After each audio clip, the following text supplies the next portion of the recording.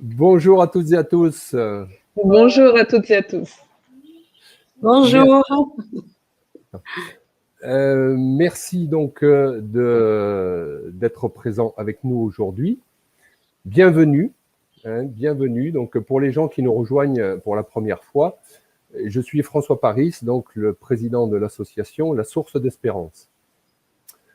Je suis entouré de toute une équipe de bénévoles qui apportent leur contribution encore aujourd'hui durant ces périodes où nous sommes en visioconférence. Il y a encore des choses qui se passent en arrière-plan et je les remercie de leur travail. Donc le but de cette association est d'apporter une aide morale aux personnes qui ont connu des épreuves de vie. Que ce soit le deuil, que ce soit la maladie. Si on part du principe que la vie est faite d'épreuves ou d'expériences, c'est ce qui nous fait progresser, on peut donc être tous concernés. Et c'est également de transmettre la notion de survivance de l'âme. Il y a autre chose après le décès du corps physique. Mourir, ce n'est pas s'éloigner irrémédiablement. C'est simplement un changement d'état vibratoire. C'est la chrysalide qui devient papillon, la glace qui devient vapeur. Et lorsque l'on prend conscience que tout est énergie, Einstein disait « la vie est énergie », elle circule en permanence, elle ne s'arrête pas, elle se transforme simplement. Eh bien, quand on prend conscience de cette énergie qui coule, qui circule, eh bien, ça va nous permettre également, mais chacun à son rythme, en fonction de ses convictions, de ses expériences, de ses rencontres, à un moment donné, d'avoir vraiment cette foi en l'au-delà. Quand je dis cette foi, c'est vraiment le fait de savoir qu'il y a quelque chose de plus grand que nous, dont on fait partie intégrante. Et lorsque j'ai cette foi en l'au-delà, en cette mécanique céleste parfaite, eh bien, les peurs vont disparaître. Et si je n'ai plus peur, eh bien, je vais pouvoir vivre pleinement. C'est ce qui est important, et notamment dans ces périodes un petit peu particulières. Vivre pleinement. Je vais vous lire un petit texte qui m'a parlé, tiré de l'ouvrage de Guy Faverdin. Ils ont tant de belles choses à nous dire, donc c'est des messages spirites. Vous n'avez aucune idée du chemin qui vous attend. Soyez rassurés, soyez en paix, vous êtes guidés, vous êtes aidés et vous êtes aimés. Et je vous invite pour cet après-midi à vivre et à vous connecter dans cet amour inconditionnel. Créons tous un égrégore de paix, d'amour et de lumière, tous ensemble, afin que ceux qui en ont le plus besoin puissent en bénéficier. Je sais qu'il y a des personnes qui sont dans le deuil, qui ont été touchées récemment. Et puis, pour ceux qui sont mieux, eh bien, de pouvoir partager. Aujourd'hui, donc, c'est Mina que j'ai le plaisir d'accueillir à nouveau, puisqu'elle était déjà intervenue en conférence chez nous. Et Mina qui va nous parler, donc, dans ces périodes, voilà, un petit peu agitées, secouées, eh bien, lorsque tout s'effondre, lâchez tout, transformez tout. La prochaine conférence donc aura lieu le 12 juin. C'est Isabelle Busson-Fugera qui viendra nous parler du chemin d'évolution. Une bonne nouvelle, ce n'est pas encore concrétisé, mais voilà, vous l'aurez en primeur. Vraisemblablement, par rapport au nouveau calcul de jauge, on devrait pouvoir finir notre saison avec une conférence en salle. Pour les personnes qui ne sont pas connectés ou n'ont pas de compte Internet ou sur YouTube, vous pouvez poser vos questions sur l'adresse mail s2questions qui apparaît en bas de l'écran, @gmail.com. Voilà, donc je vous souhaite une excellente après-midi et je laisse la parole à Mina. Bonjour à toutes, bonjour à tous et merci François Isabelle, de m'accueillir une nouvelle fois. J'avais gardé vraiment un très bon souvenir de ce passage dans votre région. Et donc, c'est vrai que tu as déjà dit beaucoup de choses, François. Effectivement, qu'il y a des connexions qui se font, je dirais, par Internet. Et je te disais juste avant que pour moi, c'est un peu un préambule, souvent pour amener les gens à se rendre compte qu'il y a autre chose que la relation où on se touche physique. Et j'entends souvent les gens dire « Ah, c'est pas possible, on va pas être ensemble, on va pas se toucher, on va pas être en chair et en os. » Et je trouve que la chance, je dirais, de ce Covid, la chance de tout ce qui paraît, je dirais, un inconvénient majeur dans notre vie, pour ma part, ça s'est tourné en possibilité nouvelle de se rendre compte qu'à travers un écran, eh bien, on est vraiment totalement en communion, on est plus que la relation et qu'on peut aller tellement au-delà des limites d'un ordinateur, mais aussi des limites qu'on croit que le fait de ne pas être ensemble va faire qu'on est moins ensemble.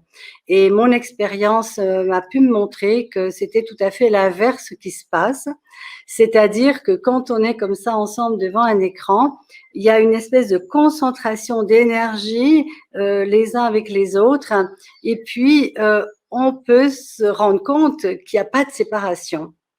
Et le thème qu'on a eu envie de partager aujourd'hui, quand tout s'écroule, changer tout, lâcher tout, transformer tout, eh bien pour moi c'est cette possibilité de lâcher nos repères, de lâcher tout ce qu'on connaît déjà, de lâcher nos idées fixes aussi. C'est mieux comme ci et c'est moins bien comme ça. Et puis c'est terrible, tout ce qui se passe, etc. Et au contraire, et si c'était une possibilité nouvelle, une opportunité nouvelle pour aller au plus profond de nous-mêmes, regarder mais c'est quoi ma vie, c'est quoi le sens que je veux donner à ma vie, quelle contribution je peux être pour cette vie et pour ce monde. Et je sais que beaucoup de personnes, tu l'as évoqué, ont vécu des deuils, ont vécu toutes sortes de difficultés. Je pense notamment à ceux qui ont perdu leur emploi. Enfin, il y a eu beaucoup de choses, on le sait, hein, voilà, depuis un an. Et en même temps, parfois, pour certaines personnes, ça a été aussi la possibilité de se questionner. Est-ce que vraiment, déjà, je faisais ce que j'avais envie de faire? Et maintenant, puisque je n'ai plus rien, pour certains, c'est tout perdre. Moi, j'ai envie de dire aussi, quand tout s'écroule, quand on a tout perdu, on n'a plus rien à perdre. Et quand on n'a plus rien à perdre, on n'a plus besoin de s'accrocher. C'est-à-dire qu'il y a comme une ouverture, une possibilité qui se met en place. Puisque j'ai tout perdu, je n'ai plus peur de perdre. Je suis au plus bas du plus bas. Et qu'est-ce que je peux créer de nouveau, en fait, pour moi dans ma vie? Et surtout, ce passage qui est tellement court.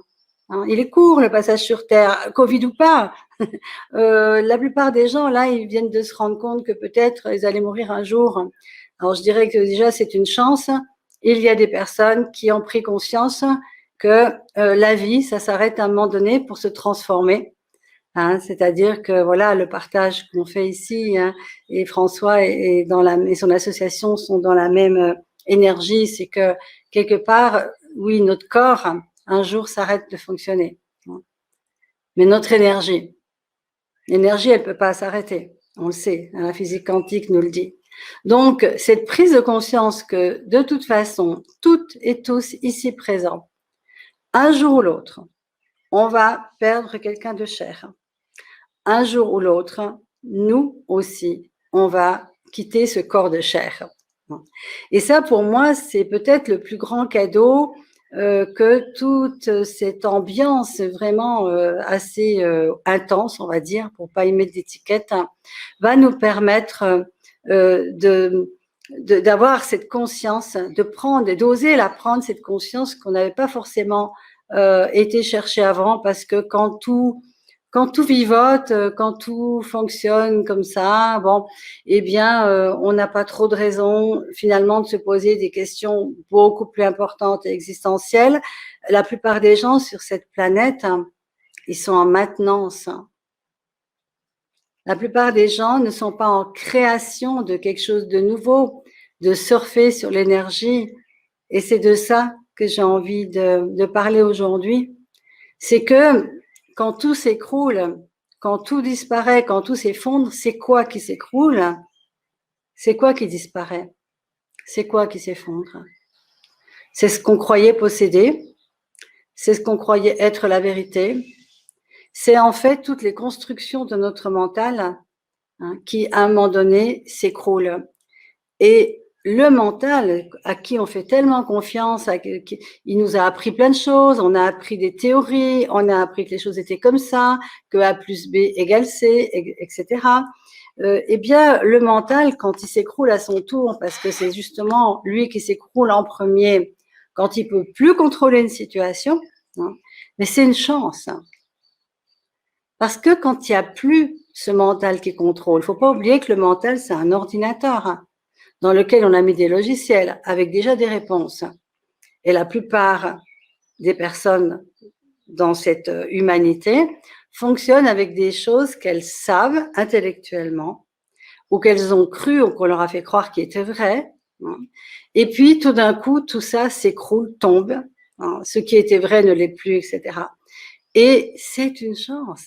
Parce que si vous ne pouvez plus vous en remettre à ce mental qui est toujours une grande réduction, finalement, des possibilités que nous avons sur ce petit voyage sur Terre, eh bien, à un moment donné, il y a autre chose qui va pouvoir trouver un espace.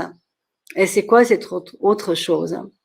Eh bien, d'abord, c'est nos ressources intérieures qu'on ne sait pas qu'on a, parce qu'il y a des ressources très puissantes en chacun de nous, mais tant qu'on n'est pas obligé de les trouver, on pense qu'elles n'existent pas. Et c'est comme ça que se construit la peur, parce que la peur, elle est construite sur le mental. Et la peur, elle est construite sur le connu. Il y a eu ça, si ça continue, il va se passer ça. Or, c'est pas comme ça que le monde y fonctionne. Vous savez, je ne sais pas pourquoi j'ai cette image qui me vient.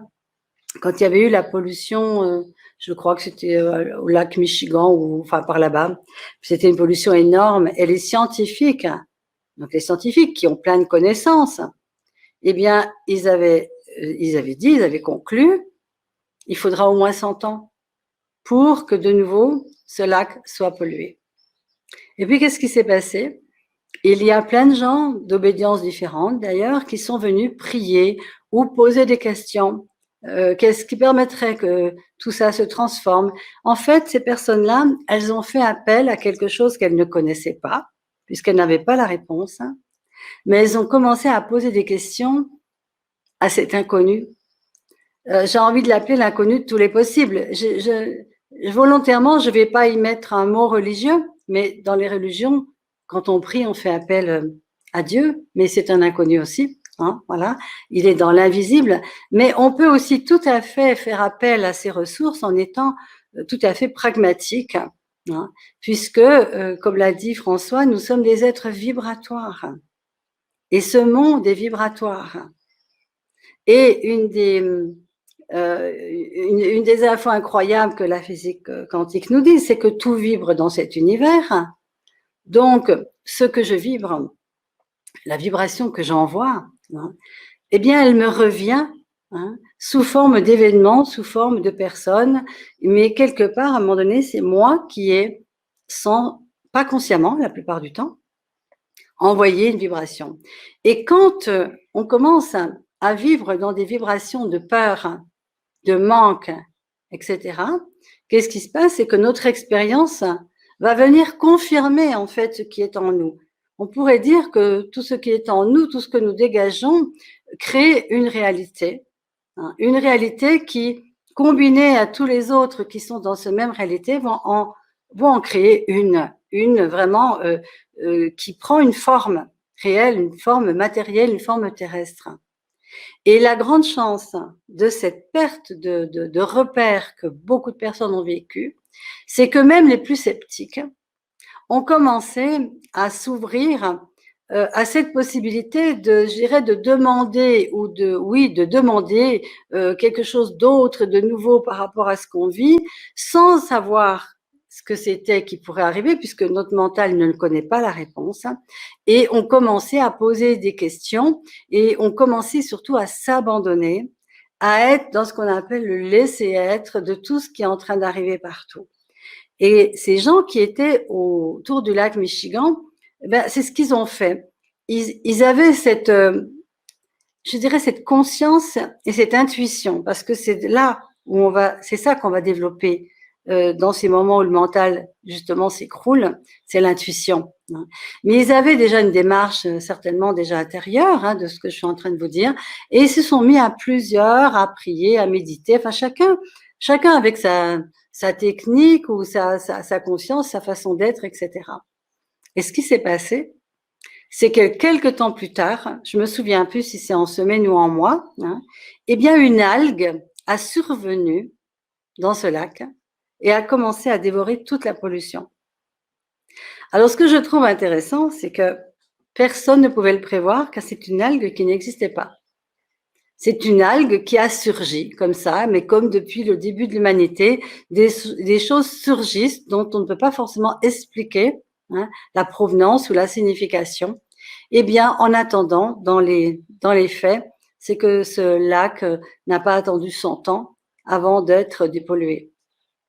Et en ce moment, la proposition que j'ai envie de faire, c'est d'être comme ces personnes-là, de se rendre compte que dans notre tête, dans notre mental, il n'y a pas les réponses. Et puis pas que dans le nôtre, si je peux me permettre. Si vous écoutez ce que vous écoutez, vous savez, je suis franc-comtoise et en Franche-Comté, il y a une humoriste qu'on appelle la Madeleine Proust. Et sa parole fétiche, c'est quand on voit ce qu'on voit, quand on entend ce qu'on entend, et quand on sait ce qu'on sait, on a bien raison de penser ce qu'on pense. Et en fait, eh bien, j'aime faire référence à ça en ce moment parce que tout est confus. Vous l'avez bien vu, une information en contredit une autre, etc. Et à un moment donné, c'est une chance. Il y a des personnes aussi qui disent « Oh, c'est une catastrophe, on peut se fier à personne. » Super. Ne vous fiez à personne. Par contre, fiez-vous à ce message intérieur, à cette intuition qui a souvent été complètement cachée derrière les pensées. Car la plupart d'entre nous, on nous a appris que les pensées, les sentiments, les émotions, les jugements, les conclusions, les vérités, les interprétations, tout ce qu'on entend ou qu'on a cru ou qu'on a pris, c'était vrai. Voilà, c'est ça la vie. Et bien quand tout ça s'écroule, on se rend bien compte que c'est pas forcément ça la vie. Puis pourtant la vie continue. Et la vie continue de nous amener des nouvelles possibilités. Et comment elles arrivent, ces nouvelles possibilités? Combien d'entre vous, vous étiez dans un moment critique et très difficile de votre vie, peu importe ce que c'est? Et puis vous avez eu cet élan, vous savez, c'est un cri du cœur souvent, c'est « Ah, mais qu'est-ce qui me permettrait de traverser ça plus facilement ou quoi d'autre est possible ?» Enfin, il y a quelque chose, vous voyez, qui monte, il n'y a pas besoin d'avoir appris des phrases, c'est naturel parce que nous avons un tel instinct de vivance en nous qu'il y a un cri naturel. Alors, c'est pour ça que les gens, sans doute, apprenaient les prières, parce que les prières, c'est envoyer une question dans ce qui est plus grand que soi, on peut le nommer comme on veut. Moi, j'aime nommer la source, mais cette source, je sais qu'elle n'est pas qu'à l'extérieur de moi, elle est aussi à l'intérieur de moi. Et combien de fois, en faisant ça, tout d'un coup, quelque chose est arrivé et vous avez dit « Mais quelle coïncidence !» Ah, ça, c'est un hasard heureux. Comme si vous n'y étiez pour rien. Vous savez, on dit souvent que nous sommes sur une planète de libre arbitre. Et ça veut dire quoi? Qu'à un moment donné, nous avons à choisir. Nous avons à choisir de vivre peut-être autrement. Ou alors, on peut choisir de dire tout est foutu, voilà, il n'y a plus qu'à mourir, etc. Bon, il y a suffisamment de vivance en nous pour que beaucoup choisissent le fameux quoi d'autre est possible, justement. Qu'est-ce qui pourrait se créer maintenant sur cette planète qu'on n'a encore jamais imaginé? Et je voudrais juste vous faire remarquer que bien avant qu'il arrive tout ce qui arrive maintenant, la vie n'était pas tellement marrante non plus. Hein. Les gens perdaient complètement leur goût de vivre. Beaucoup de gens étaient dans une forme de dépression, notamment par rapport au deuil. Le deuil, il y a toujours eu, le deuil fait partie de la vie. Hein. Combien de gens ont été vraiment préparés à dire au revoir à des personnes qui sont autour d'eux? Tout simplement, c'est pas quelque chose qu'on nous dit. C'est pas quelque chose dont on nous parle. Un enfant tout petit, on devrait lui dire, tu sais, la vie, il va y avoir des épreuves, il va y avoir des obstacles. Ça sera pas forcément pour toujours comme tu aurais voulu, hein. Mais souvent, ce qui arrive et que tu n'aurais pas voulu est peut-être encore plus grand que ce que tu aurais voulu. Et aussi, il y a des personnes que tu aimes qui vont peut-être un jour partir. Alors pourquoi on dirait ça à un enfant? Parce qu'on lui dirait, tu vois, la vie c'est maintenant. C'est maintenant. Là, en ce moment, tu es dans ton corps, il est en bonne santé, il voit, déjà remercie pour ça. Gratitude. Gratitude de voir la beauté du monde autour de moi, gratitude pour ces gens qui m'ont donné le jour, quel qu'il soit, parce que sinon vous ne seriez pas là. Gratitude, gratitude. Et cette énergie de gratitude, mais c'est une vibration justement absolument extraordinaire qui va amener, qui va monter dans l'univers parce que nous, tout notre être vibre. Quand vous êtes triste et malheureux, c'est ça que vous vibrez. Et c'est ça aussi que vous attirez. Ce qu'il faut saisir, et ce qui a été ma grande prise de conscience pour moi, c'est qu'en réalité, il n'y a pas vraiment de morale dans l'univers. Il y a une loi vibratoire. Tu reçois ce que tu envoies. Et il n'y a pas de jugement derrière. Il n'y a pas c'est bien ou c'est mal. Il y a juste que ce qu'on émet va nous attirer des expériences. Et qui dit que peut-être tout ce qui arrive sur la planète en ce moment, c'est un égrégore collectif d'une humanité en grande souffrance qui avait perdu tous ses repères, qui fonçait droit dans le mur avec une planète qu'on pollue, qu'on souille, hein, qu'on ne respecte plus. Quand même, comment ne pas avoir cette conscience que sans cette planète, cette terre, nous sommes foutus? Quelle inconscience était présente chez tellement de personnes pour se permettre d'élever des animaux dans des cages sans soleil, sans rien, enfin dans la souffrance extrême. Et comment ne pas percevoir que quand on mange des choses avec des vibrations si basses, où il y a des vibrations de peur, comment dire, de résistance, de mort, eh bien ça rentre aussi en nous dans nos cellules. Et donc, moi, j'ai une question tous les jours. Et si ce que nous vivons était la plus magnifique expérience que l'humanité a pu vivre jusqu'à présent? Pourquoi? Parce qu'il y a de plus en plus de personnes conscientes sur un chemin d'évolution. Toutes les associations, comme celle de François et plein d'autres qui existent, nous montrent et permettent par des témoignages, parce que, bon, le blabla intellectuel, on est tous pareils, enfin, on en a un peu jusque-là, d'accord? Voilà. Et ce qui est important, c'est toutes ces expériences qu'on vit et qui nous amènent à nous dire, mais si la vie c'était autre chose, et si la mort c'était autre chose.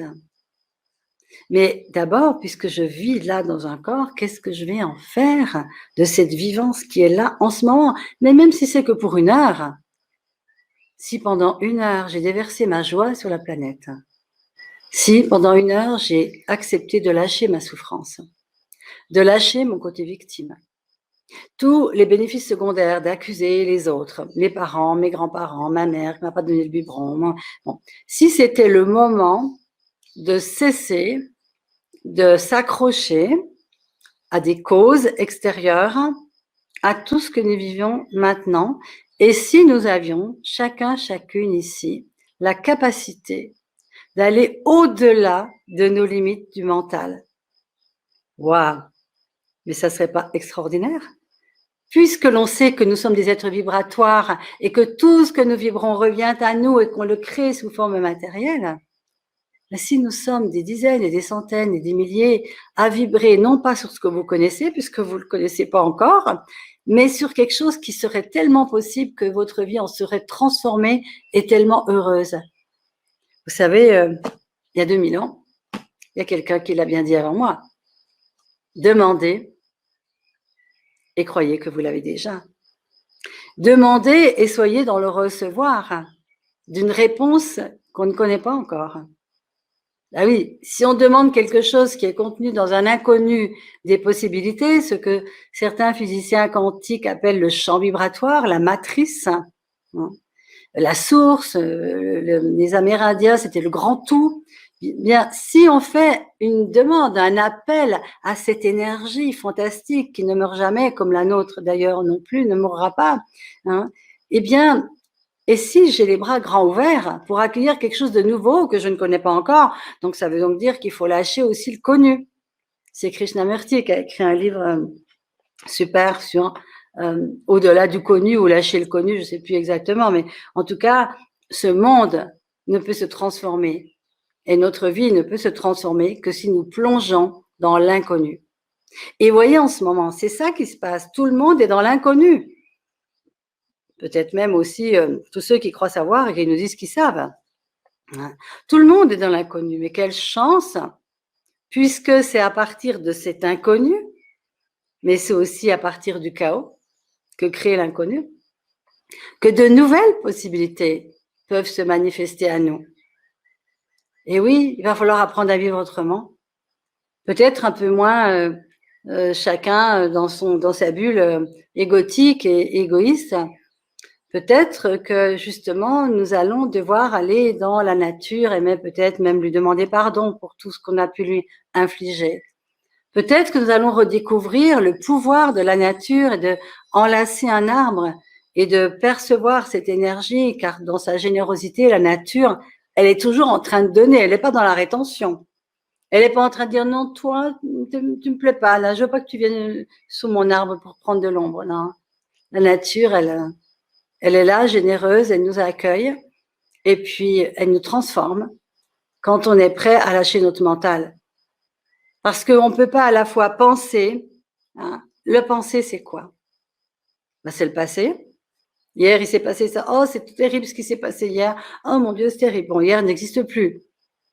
Ce qui existe, c'est l'idée que vous en avez, l'impact que ça laisse en vous.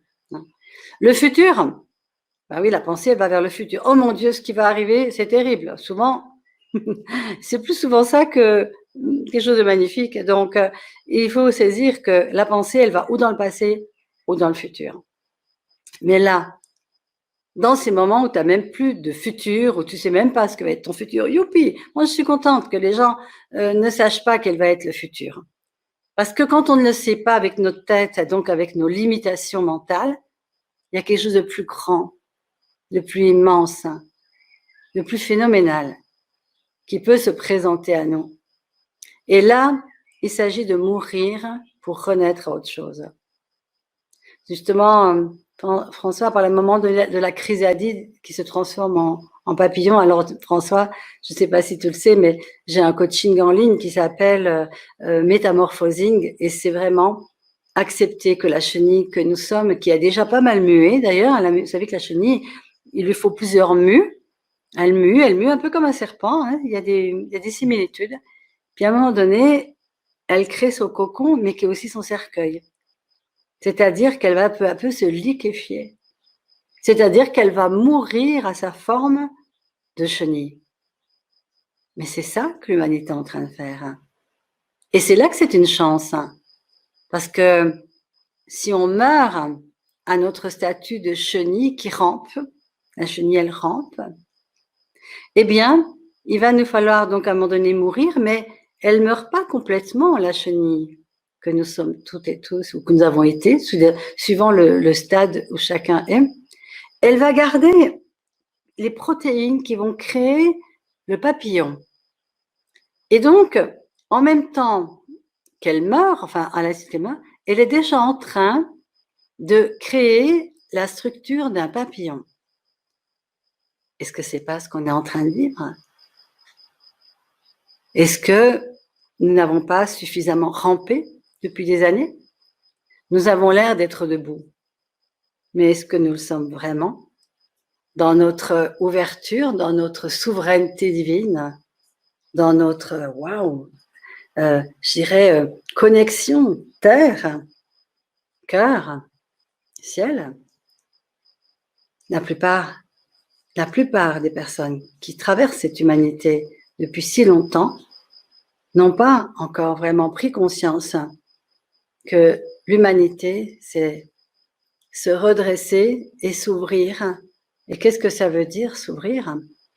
Quand vous ne pensez plus, quand vous n'êtes plus dans le passé, quand vous n'êtes plus dans un futur qui ne sera jamais ce que vous croyez qu'il sera, vous êtes ici, maintenant, là en ce moment. Il n'y a rien d'autre que ce présent dans lequel nous sommes. Et ce présent, il n'est pas encombré de choses dans la tête. Je n'ai pas préparé dans ma tête ce que je suis en train de vous dire. Ce présent, il est là, il sort par ma bouche et il sort vibratoirement, énergétiquement, comme chaque fois qu'on se laisse inspirer et non plus contrôler par notre mental. Et si c'était ça, justement le grand cadeau de cet écroulement d'une société très, très matérialiste, très dans le contrôle, parce que c'est le contrôle, mais le contrôle, c'est le contrôle. Qu'est-ce que veut contrôler le mental par rapport à l'énergie de la vie? Est-ce que le mental peut empêcher la mort? Ben non. Vous pouvez vous protéger de toutes les façons que vous voulez. Hein. Moi, j'avais mon père qui était athée et qui disait « quand c'est l'heure, c'est l'heure ». Il savait déjà qu'il allait certainement quitter son corps. Mais il ne le savait pas dans sa tête. Il le savait comme ça, par empirisme, par ce savoir intérieur, parce que ce que nous avons à révéler en ce moment. Et il y en a plein qui le révèlent. Hein. Je veux envie de dire qu'il y a quelque chose. C'est comme si c'est une fleur en train de s'épanouir. Hein. L'image que je donne souvent, c'est que pour moi, l'humanité est encore en graine, en état de graine. Et que ce qui l'empêchait de fleurir en tant que graine et en tant que connaissance de sa propre savoir et de tout ce qui est en nous depuis la nuit des temps, c'est que c'est comme s'il y avait une cloche en verre dessus cette graine. Et la cloche en verre, c'est quoi? Ben, c'est nos croyances, nos vérités, nos certitudes, nos mémoires cellulaires. En fait, si certains ont déjà entendu parler, j'imagine, des mémoires cellulaires, moi ça me passionne depuis plus de 30 ans. Parce que combien de fois j'ai vu des situations, entendu des gens dire « mais je ne sais pas ce qui m'a pris, je ne comprends pas pourquoi c'est arrivé ». Et ça, c'est pas qu'au niveau individuel, c'est au niveau collectif aussi. Pourquoi on dit ça? C'est comme s'il y avait quelqu'un d'autre qui l'avait fait à notre place. Et si c'était vrai? C'est-à-dire que tant que nous sommes habités par nos histoires transgénérationnelles, inconscient collectif de l'humanité depuis la nuit des temps. Vous imaginez tout ce qui s'est passé depuis la nuit des temps. Les tortures, les viols, les guerres. Vous comprenez pourquoi nous rampons? Pourquoi, la plupart du temps, les gens ont si peur? Parce que les situations présentes réactivent de tellement anciennes mémoires que parfois on est bloqué par la peur, mais il n'y a aucune raison finalement réelle. Mais il y a quelque chose, parce que ça remonte, ça remonte. En fait, nous ne sommes pas libres, personne n'est libre de ses choix, tant qu'il est activé par des mémoires cellulaires qui ne lui appartiennent pas. Eh bien, je crois que c'est certainement une des premières fois dans toute l'histoire de l'humanité que grâce aussi à la physique quantique, mais pas que, parce que les grands sages depuis la nuit des temps ont toujours évoqué ça. Parce qu'ils n'ont pas pu le prouver, comme les scientifiques de la physique quantique sont en train de le prouver maintenant, hein, mais ils le savaient. Ils savaient que nous créons tout par nos mémoires, par nos croyances, et que la plupart du temps, les croyances que nous avons, elles sont le reflet de ce qui est inscrit en nous. Alors vous allez me dire, mais il y a des personnes, par exemple, elles disent mais ma vie, elle est pourrie, ça sera toujours comme ça. Est-ce que vous vous êtes réveillé un matin en choisissant de dire ma vie est pourrie, hein, c'est foutu, en sachant que ce que vous dites et ce que vous croyez fortement va créer la réalité. Et c'est ce qui va se passer dans la journée. Il va y avoir un événement qui va... Pourquoi on se met à dire des choses comme ça, qui sont des phrases qui portent une énergie, mais de ce qu'elles sont en train de dire, c'est-à-dire de créer le plus bas, le plus petit. Et si c'était le moment de réaliser que nous sommes des êtres vibratoires qui créons tout, à 100%, même les gens en face de nous qui nous font du mal, apparemment, parce que, et si les gens qui nous font du mal étaient là pour nous réveiller? Et si tous nos drames étaient là pour nous réveiller à notre puissance? Mais pas qu'à notre puissance reliée au cœur et à la conscience. Et si nous étions beaucoup plus grands, beaucoup plus magnifiques, beaucoup plus splendides, créatifs, joyeux, aimants que nous le faisons croire. Et si j'avais à donner le message principal ici, c'est vraiment ça. C'est une chance que tout s'écroule. Parce que, enfin, vous allez repartir du plus bas, mais non plus en faisant confiance uniquement au contrôleur, celui qui contient tous les il faut et il faut pas, tu as raison, tu as tort, et tous les jugements. Hein. Imaginez un monde sans jugement. Tiens, je vous laisse rêver 2 secondes. Voilà. Et en fait, puisque vous ne pouvez plus faire appel à lui, c'est qu'il n'y a plus qu'une chose à faire. C'est de lever la main et de trouver un nouveau GPS, le GPS de la conscience. Le GPS de la conscience, c'est que tu vas utiliser ton libre arbitre de choisir quelque chose de nouveau. Et je vous invite non pas à regarder comment vous devriez faire dans la vie pour que les choses se passent bien. Non, ça va encore être le mental. Le mental, il connaît pas la réponse, sinon ça fait longtemps qu'on serait tous heureux, en paix, sur une planète la plus fantastique, la plus merveilleuse qui soit. Toutes les raisons pour lesquelles on dit que ça va pas, qu'il y a des guerres, la planète, c'est uniquement le mental et le goût du pouvoir et la déconnexion avec la source, avec la conscience. Mais là, c'est l'occasion, mais la plus merveilleuse, unique, parfaite, de juste s'en remettre à cette conscience. Mais c'est quoi la conscience? La conscience, c'est quand vous ne pensez plus. Quand il n'y a plus ces pensées qui vous parasitent, vous êtes dans un état de bien-être. Oh, ça vous est certainement déjà arrivé. Ne serait-ce qu'en méditant, ou à un moment donné, il y a le vide, ou allongé sur l'herbe, et puis il fait bon, il y a du soleil, il y a les oiseaux qui chantent, puis tout d'un coup, vous savez, les pensées, elles s'éloignent. Et puis, il y a quelque chose qui vous remplit de joie, vous savez même pas ce que c'est. Et ça, c'est le moment où les portes s'ouvrent du laisser-être total et où la conscience peut enfin nous traverser. Parce que tant que le mental, il est là et les pensées, c'est comme si vous aviez des nuages devant le soleil, en fait. C'est-à-dire qu'en fait, ce qu'on a la possibilité de redécouvrir, c'est que nous sommes un soleil sur pattes. Nous sommes le soleil de notre vie et qu'il n'est pas nécessaire d'aller le chercher à l'extérieur, mais que pour ça, il faut perdre nos habitudes, nos repères, etc. Eh ben, c'est le moment idéal. Plus rien à quoi s'accrocher. Tout est dans le bazar, tout est dans le chaos. Et c'est donc le moment de révéler en fait, cette joie sur pattes que nous sommes naturellement. Il n'y a pas besoin d'avoir des raisons d'être joyeux. C'est-à-dire que c'est le moment où enfin on peut s'abandonner à quelque chose, une énergie en tout cas, de beaucoup plus grande que notre mental. Et tout d'un coup, c'est la magie. Et c'est quoi cette magie? C'est que tout d'un coup, on est soulevé par le flux de la vie. Et tu t'en fous. Tu sais, c'est les moments où tu t'en fous, où tout arrive. Vous savez, le je m'en foutisme divin. Oh, peu importe, maintenant au point où j'en suis. Et c'est là la magie. C'est au moment où tu t'accroches plus, où il n'y a plus rien. Et là, il se passe quelque chose. C'est que quand tu envoies cette demande à l'univers, et je ne sais pas qui tu es, univers, conscience, source, plus grand que moi. Ah, mais je suis prête à recevoir quelque chose de plus grand. Ne cherchez pas quelque chose. Juste l'état dans lequel vous voulez être. Oh, j'aimerais tellement ressentir cet amour, cette joie, cet enveloppement, quel que soit ce qui m'est arrivé, quel que soit ce qui se passe autour de moi, quels que soient les êtres que j'aime qui disparaissent. Qu'est-ce qui me permettrait de toucher à ça? Vous savez pourquoi on pose cette question? Parce qu'on sait, au plus profond de nous-mêmes, que nous sommes cela. Mais c'est souvent quand on a tout perdu, justement, qu'on peut enfin y avoir accès. Et tout d'un coup, vous avez envoyé cette demande. Elle est authentique, vous voyez, c'est une demande qui est activée par le feu intérieur, par notre brûlance intérieure de transformation, tout transformer. Oui, maintenant je suis prête à être la joie, l'amour, la paix.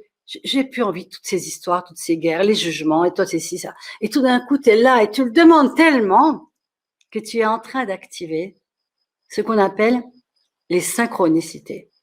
Quand on fait une demande dans l'univers, les paroles, c'est une vibration, mais l'énergie que vous émettez surtout est une vibration. Il suffit pas comme un perroquet de poser des questions et puis que ça soit pas habité par le grand désir de la transformation et du changement. Non, il faut vraiment que ça soit un vrai appel brûlant à l'intérieur de nous.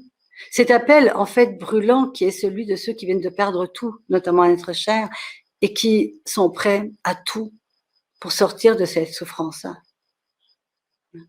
Et tout d'un coup, comme par magie, quand on envoie cette demande, on active, c'est comme une activation, une intrigation quantique qu'on est en train de faire. Et alors, vous savez, on envoie et on reçoit. Et là, vous êtes en train, d'une façon, alors, délibérée, on va dire, d'activer ce qu'on appelle les synchronicités, les fameux hasards heureux. Synchronicité, c'est un terme qui a été inventé par Jung. Alors, j'ai toute une formation jungienne, hein, j'étais en psychothérapeute en Gestalt et en analyse jungienne.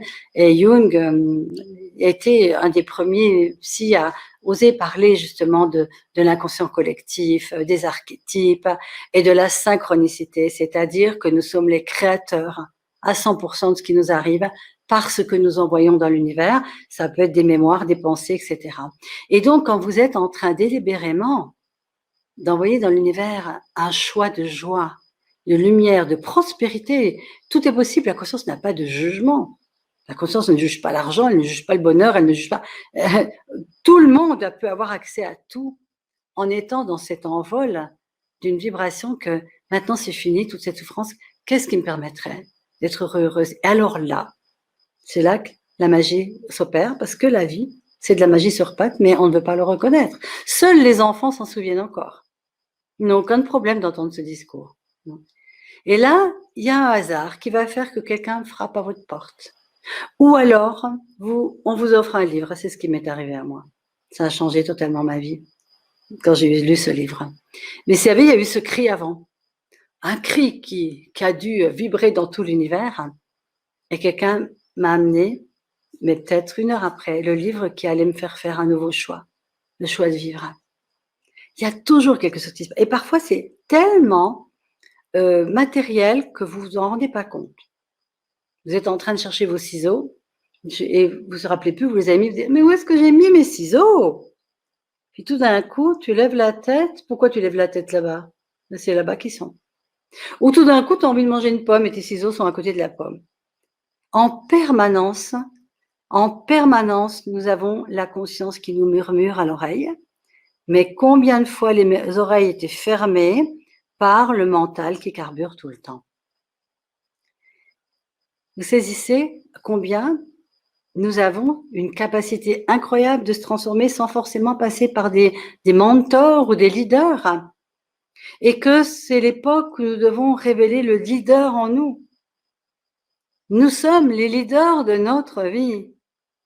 Et si c'était le moment de choisir, de sortir de cette chenille donc qui rampe, mourir à tout ce qu'on connaît, ben oui, parce que c'est surtout ça, c'est je connais, alors si j'ai pu. Mais la vie, c'est pas ce qu'on connaît.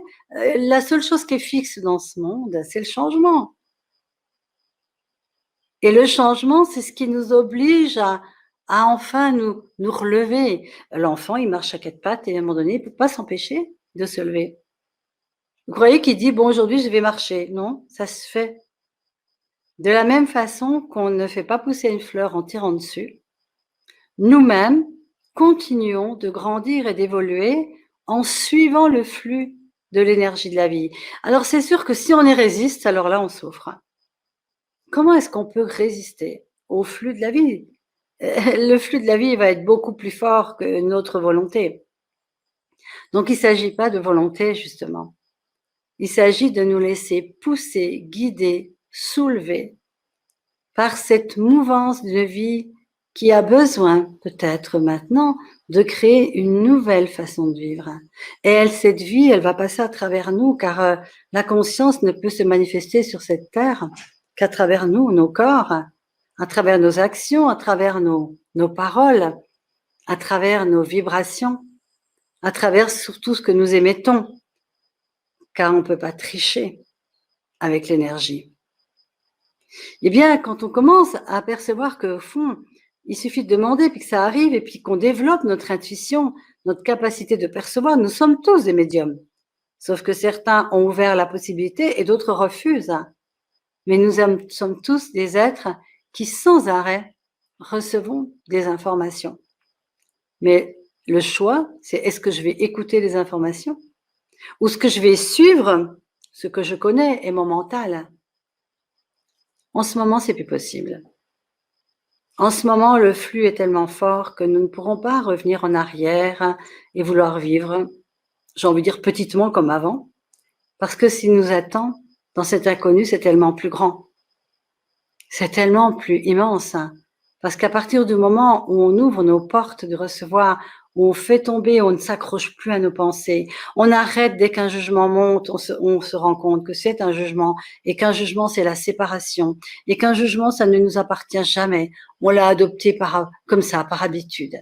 Donc si peu à peu, on fait tomber tout ça, c'est-à-dire tous les nuages noirs qui cachent notre soleil intérieur, eh bien, à ce moment-là, il y a un immense soleil multiplié par tous les autres soleils en chaque être qui va se mettre à briller et qui ne pourra pas, en fait, éteindre quoi que ce soit. Le soleil, de toute façon, a toujours été là. C'est juste que nous ne pouvions pas y avoir accès. Alors, voyez, si maintenant on commence à choisir et de se dire, voilà, qu'est-ce que je choisis? Est-ce que je choisis tous les jours de dire, mais ma vie, elle est pourrie, que je vais jamais y arriver? Ou est-ce que vous choisissez, en vous réveillant, de dire, bon, quelle magnifique journée peut arriver aujourd'hui et qu'est-ce que je peux créer différent dans ma vie par rapport à toutes ces habitudes qui me font toujours expérimenter les mêmes choses. Et puis, si c'est difficile pour vous l'inconnu, parce qu'on est tous là devant un inconnu en ce moment, moi, ça m'excite. Je vais vous dire, franchement, l'inconnu, c'est quelque chose, j'ai toujours aimé ce qui pouvait y arriver de nouveau dans ma vie. Parfois, sur le moment, je ne vous cache pas que j'ai pas vraiment aimé. Et que même je me suis révoltée. Mais après coup, longtemps après, comme ce qui est en train de se passer maintenant, peut-être ça peut aller plus vite, j'ai pris conscience en fait. Comment ma chenille intérieure était morte effectivement, mais que dans cette mort, j'avais pu renaître. Alors, cette renaissance, elle va se passer comment? Quand la chenille, elle est morte, complètement, et qu'elle laisse place au papillon, c'est pas tout fini. Le papillon, il faut qu'il perce la chrysalide.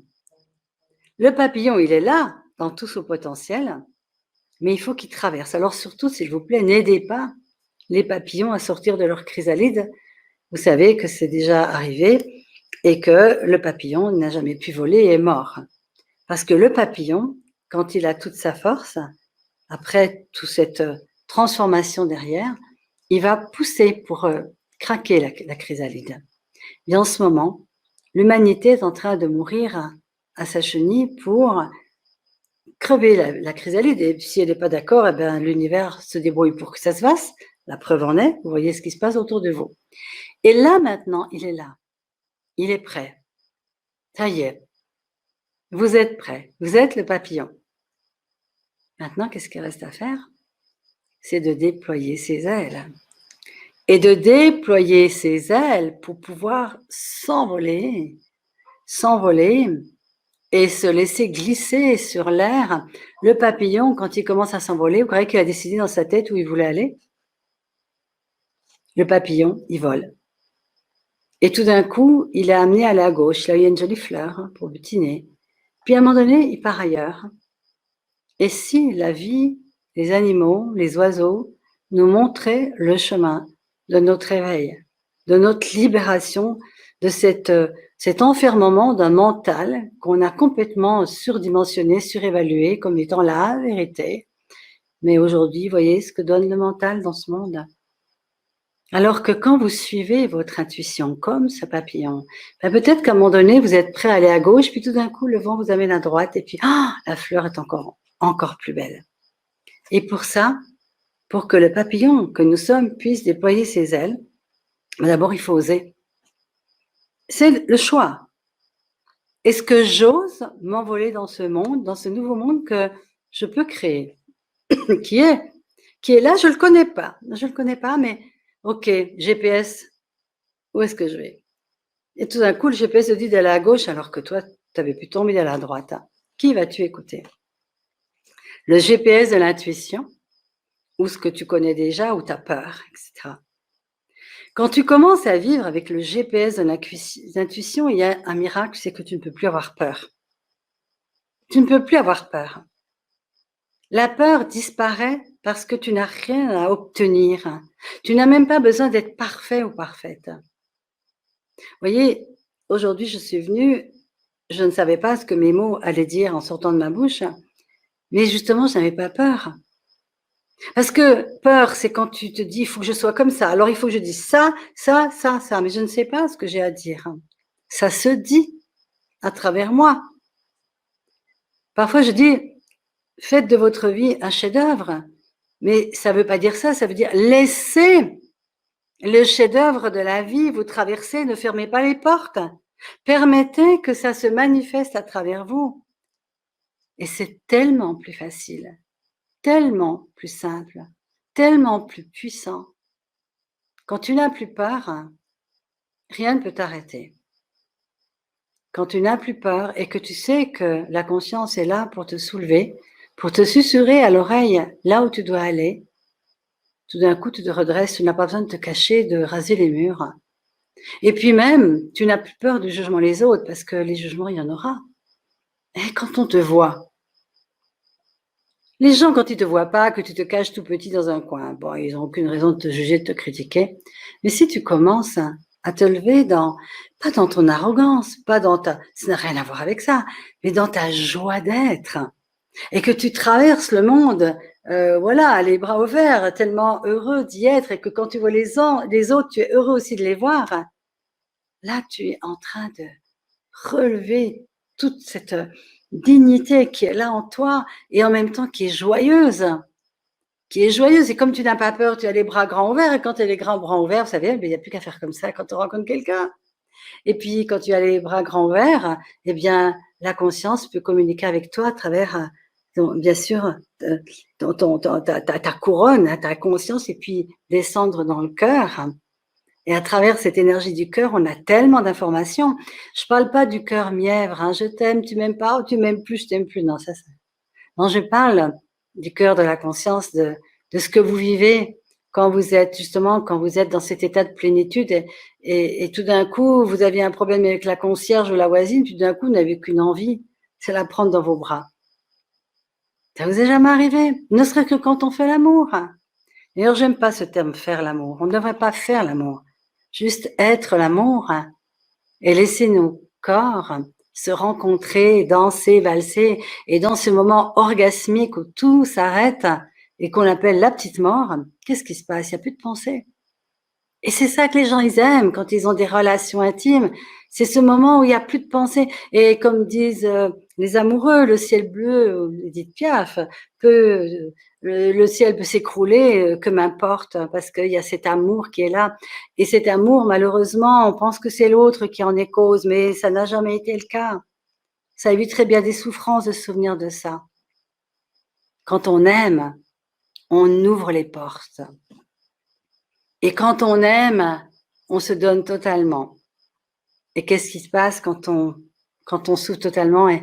Eh bien, toute l'énergie de la vie nous traverse et nous met dans un état extatique.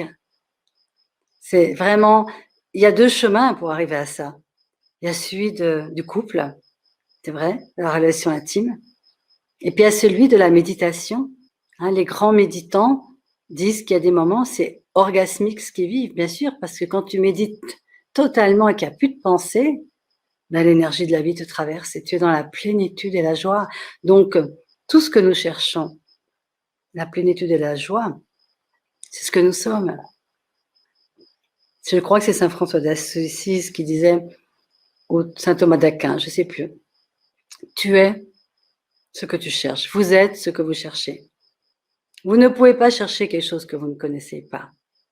Donc moi, j'ai envie de vous dire aujourd'hui, puisque tout s'est écroulé, puisqu'il n'y a plus de repères, et si vous pouviez juste choisir qui arrive à vous, la chose la plus grande, la plus merveilleuse qui soit, et finalement tout ce qu'on fait pour l'obtenir n'est qu'un détail. Par exemple, si vous voulez être en couple, c'est pourquoi? Pour vous sentir aimé, pour vous abandonner, pour vous ouvrir. Et si c'était la seule chose à demander? Aujourd'hui, dans ce bazar planétaire, qu'est-ce qui permettrait, qu'est-ce que je peux créer, demander, générer, qui me permettrait et qui permettrait à toute l'humanité et à la planète, à tous les êtres vivants, de vivre dans la joie, dans la paix, dans l'amour, dans l'harmonie, sans qu'on ait besoin de savoir comment. Le juste demander, demande et tu recevras. Et c'est sur cette phrase que j'ai envie de terminer le message que j'avais envie de vous partager, mais je serais bien sûr évidemment extrêmement heureuse maintenant qu'on partage les questions que vous auriez avec donc Isabelle et François. Merci Mina, merci, vous êtes vraiment inspirante et à vous entendre, on a envie de mettre en pratique ce que vous nous transmettez aujourd'hui. Surtout, c'est ce que vous voilà, faites déjà, Isabelle. C'est ce que vous faites. Je voudrais quand même le reconnaître. Hein. C'est ce que vous faites avec cette association. Et je voudrais aussi vous remercier justement de faire ça si régulièrement depuis longtemps. Merci Mina. En tout cas, un tout grand merci. Oui. C'est vrai que c'est un très beau partage. Alors, Isabelle, je ne sais pas, est-ce qu'il y a des questions? Apparemment, je pense que les gens étaient vraiment tout oui et du coup, leur mental n'a pas fonctionné. Non, on était avec vous, on était vraiment transportés par votre énergie de résilience. Vous êtes là pour nous aider aussi à traverser nos propres épreuves. Et peut-être ce que je peux vous proposer en attendant que les questions arrivent, c'est peut-être de revenir un tout petit peu sur les différentes étapes du deuil. C'est ce qui m'est venu pendant que je vous écoutais. Parce que quand on est... Bon, c'est vrai que vous avez fait un chemin, vous avez beaucoup travaillé.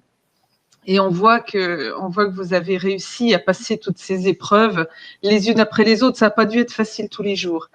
Et pour les personnes qui sont dedans, qui sont pas encore ressorties, qui sont dans cette chrysalide encore en travail, c'est-à-dire qu'on a toutes ces étapes que je pensais aux étapes du deuil que Elisabeth Kubler-Ross a déterminées, c'est-à-dire qu'on est d'abord dans le choc, on a cette épreuve de choc, le déni, qui dure un certain temps, mais qui n'est pas, en fait, c'est pas très long. On a cette étape après où on dit, mais si j'avais fait, c'est le marchandage, si j'avais fait autrement, comment ça serait arrivé, comment j'aurais pu éviter, ou, enfin, il y a tout un tas d'idées qui nous traversent l'esprit. Et puis, cette phase de tristesse qui peut durer des mois et qui n'en finit plus jusqu'à ce qu'on arrive enfin à accepter notre situation. Et j'aimerais avec vous, si vous le voulez bien, peut-être vous demander peut-être de nous donner quelques clés, ce par quoi vous êtes passé, vous, qui vous ont aidé à traverser ces étapes au fur et à mesure qu'elles se présentent dans notre vie. Oui, oui, Isabelle, c'est sûr que le deuil, c'est le meilleur exemple de tout ce qu'on peut transformer, et en sachant que nous avons toujours des deuils, même symboliques. Oui, surtout en ce moment, parce qu'on passe d'une époque à une autre. Voilà. Alors, et moi, je voudrais quand même dire que tout ce que je sais, tout ce que je partage, c'est ma vie, c'est ce que la vie m'a appris. J'ai fait beaucoup de formations de toutes sortes, mais ce n'est pas ça que je partage. Ce que je partage, c'est vraiment cette expérience d'avoir vécu quelque chose que je ne pensais pas qu'on pouvait transformer. Si vous m'aviez demandé, j'aurais dit ça. Et je suppose que les personnes qui vivent des deuils immenses pensent que c'est la fin du monde. Justement, comme la chenille, hein, dans Richard Bach, le Messire et Cassidran, il est dit ce que la chenille appelle la fin du monde, le maître l'appelle un papillon. La chenille ne sait pas qu'elle va devenir un papillon. Il faut qu'elle meure pour devenir le papillon. C'est-à-dire qu'on ne peut pas négocier. Et à un moment donné, dans n'importe quel deuil, quel qu'il soit, donc c'est vrai que moi, ça a commencé par un très gros deuil, c'était une mort. Tout le monde meurt lors d'un deuil. Moi, j'ai envie de dire ça. Je suis morte. Je suis morte quand j'avais 30 ans, après un deuil très lourd. Donc, mes enfants, enfin bon, vous savez. Et ce jour-là, je suis vraiment morte à qui j'étais. Je suis morte à mon passé, je suis morte à mes habitudes, je suis morte à ma façon d'aimer. Et c'était ça qui était horrible. Et je crois que ça, on ne peut pas en faire l'économie. On ne peut pas en faire l'économie. À un moment donné, il y a ce fameux choc, il y a cette douleur immense, etc. Et la chance, c'est celle que j'ai décrite là, c'est que quand tu as tout perdu, eh bien, ton mental, je sais pas, il disparaît. Enfin, il sait plus quoi faire. D'ailleurs, les gens non plus. Hein, les gens s'en vont aussi. Hein. En général, ça fait un gros vide. Souvent, les gens ne supportent pas la douleur de l'endeuillé. Et ça, c'est quelque chose qu'on doit apprendre à changer. C'est juste d'être là. Quand quelqu'un perd quelqu'un, la personne elle a juste besoin d'une épaule pour pleurer. Elle n'a pas besoin de conseils. J'ai dit dernièrement, le deuil, c'est pas une thérapie. Hein.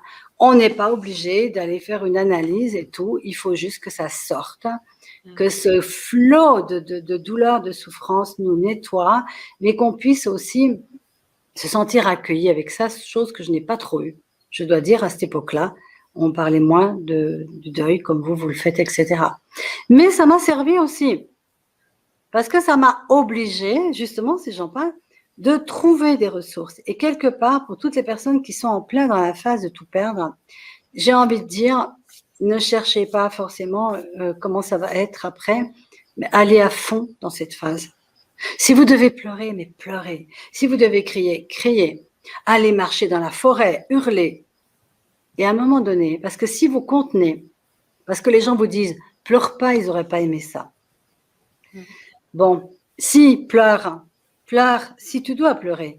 Si tu n'as pas envie de pleurer, tu pleures pas. Ne contiens rien, laisse sortir. Les émotions ne tuent pas. Les émotions, c'est une rivière qui nous nettoie. Et des gens ont tellement peur des émotions que c'est pour ça qu'on les retient. Mais il y a eu une époque, quand quelqu'un mourait, il y avait les pleureuses qui venaient. Et puis, puis pendant 3 jours, enfin dans certains pays encore, et puis ça pleurait, puis on rigolait aussi en pensant à ce qu'on avait vécu avec la personne, puis de nouveau on pleurait, on l'aura plus. Il y avait un vrai travail de deuil, un vrai travail d'accompagnement. Il y avait vraiment quelque chose qui se constituait, et c'était de l'amour en fait. L'amour d'être là, voilà. Malheureusement, regardez, et d'ailleurs maintenant on voit plus de corbillards, je sais pas où ils sont les corbillards, les gens ne meurent plus quoi. On voit plus avant les corbillards, puis nous les enfants, je me souviens, on marchait derrière, donc on savait que la mort existait, on voyait les gens pleurer, on voyait que ça devait être triste. Donc quelque part aussi, il y a ça qui disparaît. Alors en plus avec l'histoire du Covid. Non mais attendez, vous pouvez même pas dire au revoir à ceux qui partent. Non mais oui, c'est devenu draconien. Ouais. Mais ça c'est le maximum de l'inhumanité, je vous dirais franchement. Hein. Alors là, je ne veux pas oser, j'ose dire ce que j'ai à dire, mais comment est-ce qu'on peut décider des choses pareilles? À la limite, tout le monde a envie de l'attraper, la Covid, pour pouvoir dire au revoir à la personne. Parce qu'on n'en meurt pas tous. Je l'ai eu, moi, hein, je ne suis pas morte. Hein. Je veux dire par là, oui, non, il faut sortir de cette peur terrible. Comme si tout ça, vraiment, on était dans la fin du monde. La fin du monde, c'est de ne pas dire au revoir à quelqu'un. C'est de ne pas pouvoir le prendre, la personne, dans ses bras. Et ces personnes-là, elles sont traumatisées pour longtemps. Il va falloir qu'elles refassent des exercices et puis peut-être des groupes, comme je l'accompagne des fois en Gestalt, pour qu'elles recontactent ça. Mais franchement, ça, c'est du temps qu'on perd. Quand les choses se font au fur et à mesure, ça se transforme. Puis il y a une autre chose que je voudrais dire. Pourquoi le deuil, il est très dur? C'est quand on n'est pas conscient que nous ne sommes pas que ce corps et que nous ne sommes pas que nos pensées. Et quand on commence à être conscient que c'est la personne, elle a juste laissé son corps. Et moi, je ne le savais pas ça. Il m'a fallu des années et il a fallu que je le vive dans des expériences vraiment carrément de sortie du corps. Je l'ai expérimenté sans savoir ce que c'était. J'avais peur. Je me dis, mais qu'est-ce qui m'arrive? Je deviens folle. J'avais aucune culture autour de ça. Mais n'empêche que peu à peu, j'ai commencé à me rendre compte que dedans, dehors, oui, là, c'est peut-être pas. Donc, c'est pas le cimetière uniquement qui est la fin du monde. C'est ma croyance que la fin du monde, elle est dans le cimetière. Et quelque part, ce qui est en train de surgir en ce moment, c'est que les personnes sont presque obligées de s'en remettre à ce plus grand dont on parlait tout à l'heure, mais elles ne l'ont pas choisi dans leur tête, mais c'est comme si tu pouvais pas faire autrement, sinon tu meurs, quoi. Et moi, c'est ça qui m'est arrivé. Plus cartésienne que moi, c'était difficile à trouver. Et puis, la vie m'a amené des gens, des expériences et tout. Et vous savez, c'est ce côté, puisque j'ai plus rien à perdre, ben allez, hop, j'y vais. Et là, peu à peu, il y a eu un chemin de prise de conscience, mais on n'est peut-être pas obligé de faire ce chemin aussi long que j'ai fait, puisque j'étais complètement athée. Si déjà, d'emblée, dès maintenant, on saisit que tout meurt dans sa forme, mais que tout ce qui meurt renaît sous une autre forme, il y a vraiment quelque chose de différent qui va se passer. Et je le vois autour de moi. Il y a des personnes, elles ont perdu plein de choses, beaucoup même, hein, notamment au niveau du travail, etc. Puis tout de suite, elles rebondissent. Bon, qu'est-ce que je vais créer maintenant? Qu'est-ce que je pourrais créer maintenant de nouveau, de différent, que finalement, j'aurais peut-être eu envie de faire, à un moment donné, j'ai pas osé. C'est-à-dire que là, on est sur la phase du rebondir. Hein, et la résilience, c'est ça, c'est qu'on rebondit. Voilà. Et quelque part, si on rebondit pas, c'est parce qu'on s'accroche à notre souffrance. Voilà, c'est cette phase-là qui est un petit peu délicate. Hein. C'est le fait de rebondir, comme vous dites. Hein. C'est cette opportunité qu'on a parfois un peu de mal à saisir parce que voilà, il y a tout un accompagnement Alors moi, psychologique.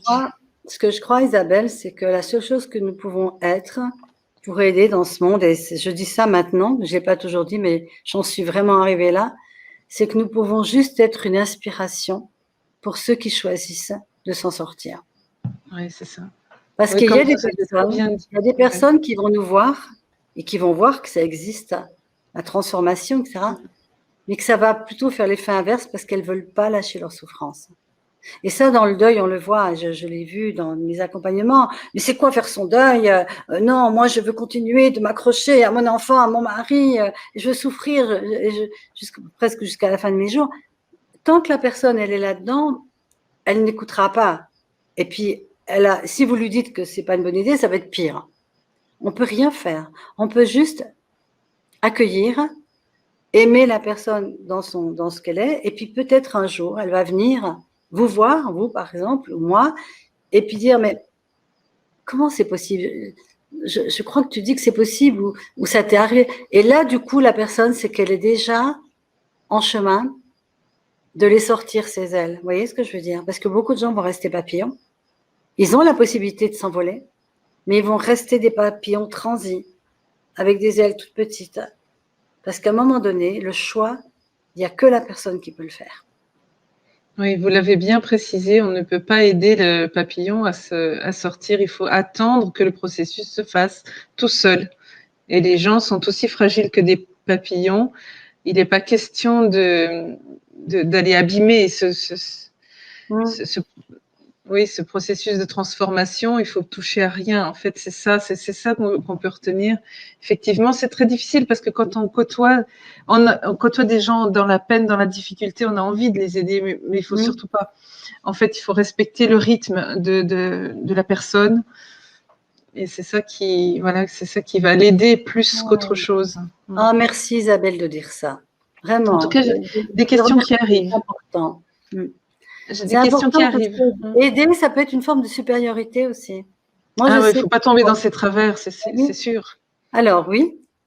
Alors, on y va avec les questions. Marie-Vonne, comment cela se passe-t-il pour les suicides? Où vont-ils? Comment est-ce? Alors, je ne pense pas être la bonne personne pour répondre de façon définitive à ça, mais ce que je peux dire, c'est que mon intuition et ce que j'ai reçu comme information, c'est que les suicidés, ils vont là où les autres vont.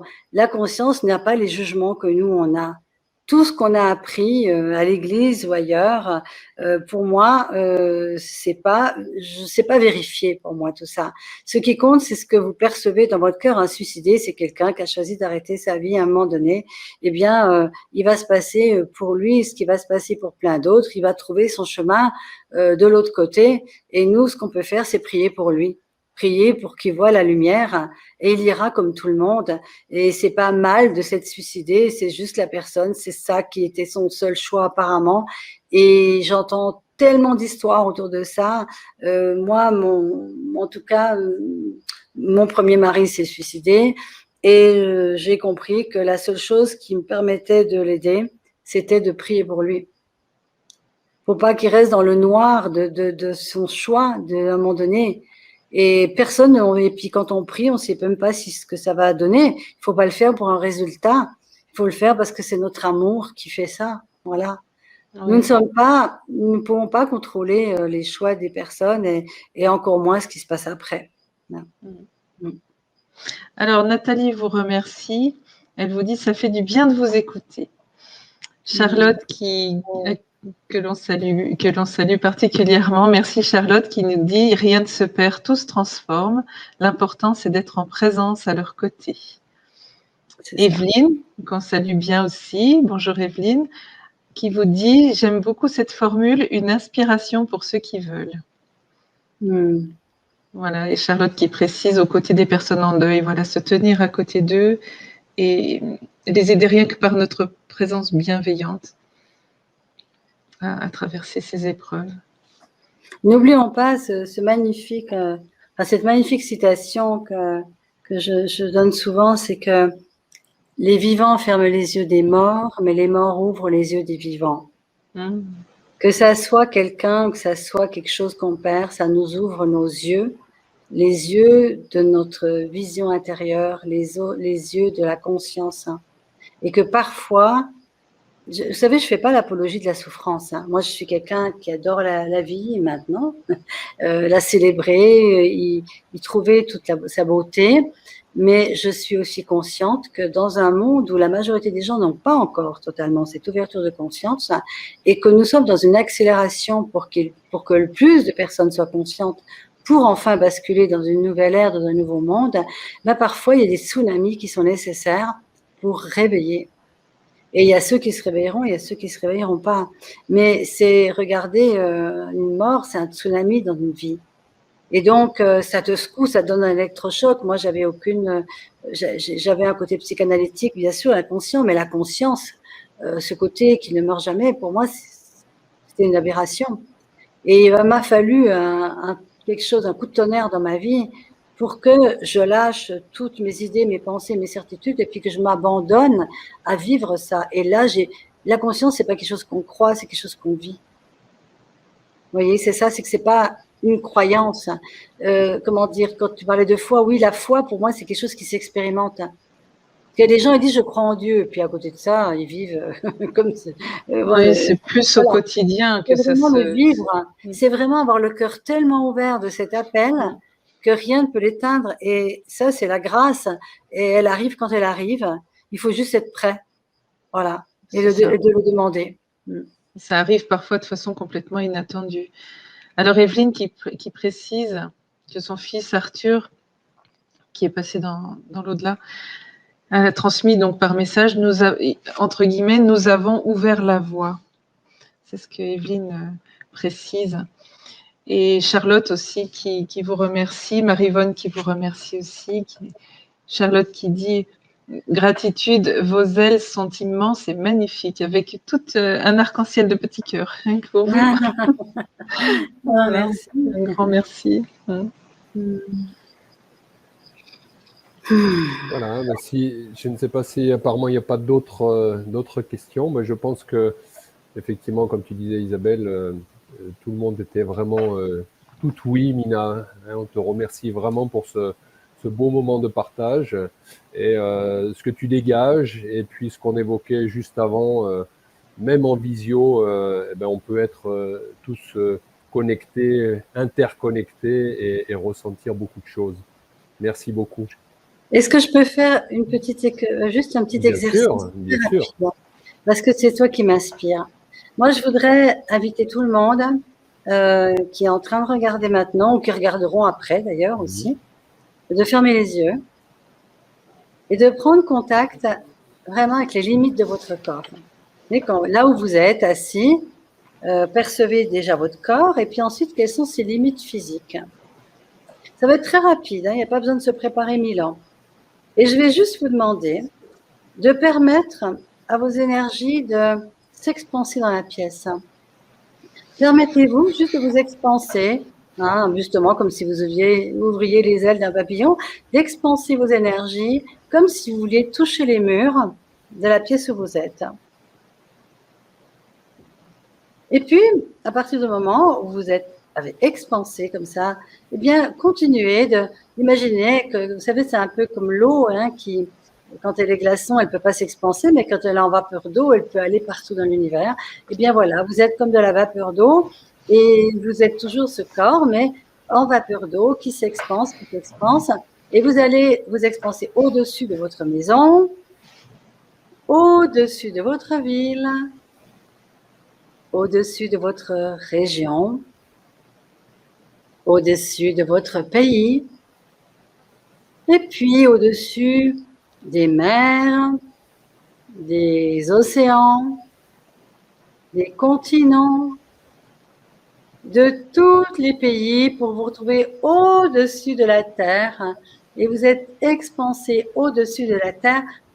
Et je vous invite à percevoir qu'il n'y a pas de limite à cette expansion, qu'il n'y a pas d'avant et d'après cette expansion d'énergie, et que vous pourriez aller dans toutes les galaxies, dans tous les lieux qu'on ne connaît pas encore. Et dans cet état d'expansion, vous n'allez rien faire, vous n'allez pas revenir, vous allez juste ouvrir les yeux.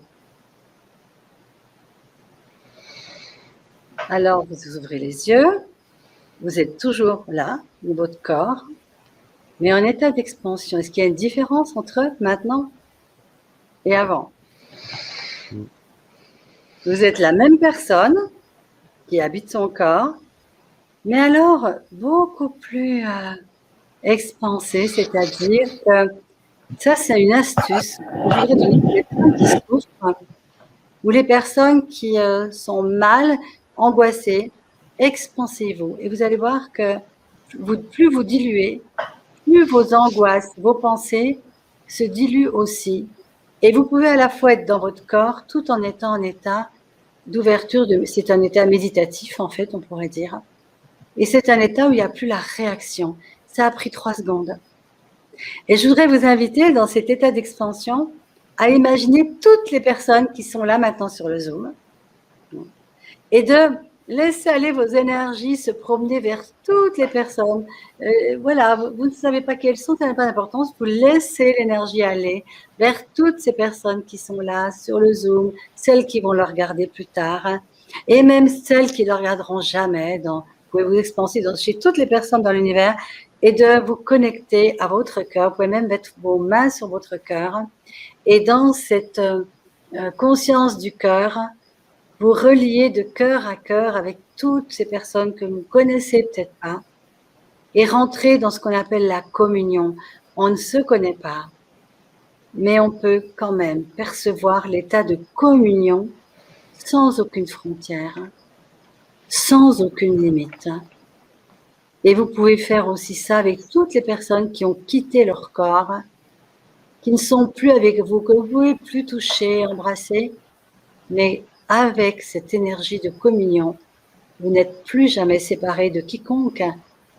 Et également, vous ne pouvez plus être séparés de ceux qui ont déjà quitté leur corps.